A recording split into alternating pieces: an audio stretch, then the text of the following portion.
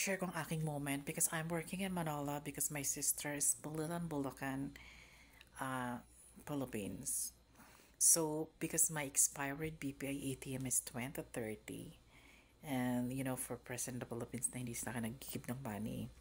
So, ngayon, nagtatrabaho sa dito sa Metro Manila, nag-iipon ako ng pera for my business because I am working for hardworking all over the Philippines. So, tumagal din ako sa Bulacan kaya alam ko na ang Bulacan because my sister's Bulacan. Nakaasawa siya ng Filipino guy. So, ngayon kukuha kami ng pwesto ng fish market o palengke. Magtitinda kami ng isda, umate.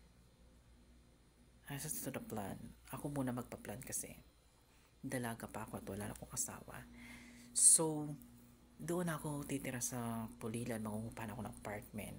Tapos doon ako sa papalengke pwesto. It's very, very planning kasi hindi pwedeng habang buhay na lang tayong kasambahay o helpers. Ang hirap mga muhan for your information about reward yourself. Kaya ngayon, ganun ang gawin yung negosyo at mapalago nyo yun. Diba? At saka, bawasan yung magbo-boyfriend at magjujuwa. Kung kayo magninegosyo and get the self, kailangan nyo talaga magsikip ng sintro hanggat wala kang kainin o makaipon kang pera kasi bursting this trouble the word about the in and war and time. Lalo mahihirap tayo at hindi naman tayo ready for the tide. Mamamatay lang tayo sa gutom kahit kaya naman natin trabaho. Hindi po pwede yun. You're absolute. The God is never about that. Kailangan hindi tayo maging tamad.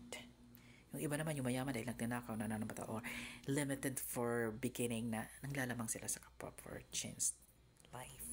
Diba? So, I am 36 years old. So, and 2030, I am 42 years old. Bata pa ako kaya marami pa akong magagawa in the first place. Kaya ngayon, nagsisimula na talaga pag-ipon ng pera ngayon papasok 2025 in New Year resolution.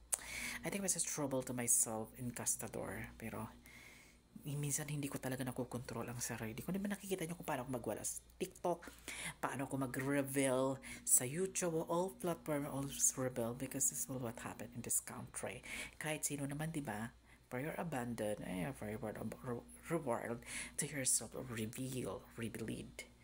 Ganun talaga yun. It's just a fight in the beginning of the end. Kung saan ka talaga abutin, tigo ka, mamamatay ka. So, yun ang point ko kasi hindi ko naman pwede iiwan ang sister ko dito sa Luzon, yung Central Tagalog, na kami lang dalawa dito sa Metro Manila. Nasa Bulacan siya, nasa Quezon City ako. Siya lang ang kapatid ko dito. My brother is Bicol, panganay, my sister is Maoban, Quezon, my sister, another sister is Lucena City, or sister is Samar. Ang lalayo namin. Kami lang dalawa dito, kaya hindi ko naman sila makontak. Nakontak ko sila for mga pamangkin. Nakukontak ko na kaya. Syempre, naghahanap buhay tayo at may kanya-kanya tayong pamilya. Talaga maghihiwalay tayo in the beginning and the purpose of life. Because internet today is height. Kaya, pwede na mag-meet in person, diba? So, follow to my YouTube channel. Thank you.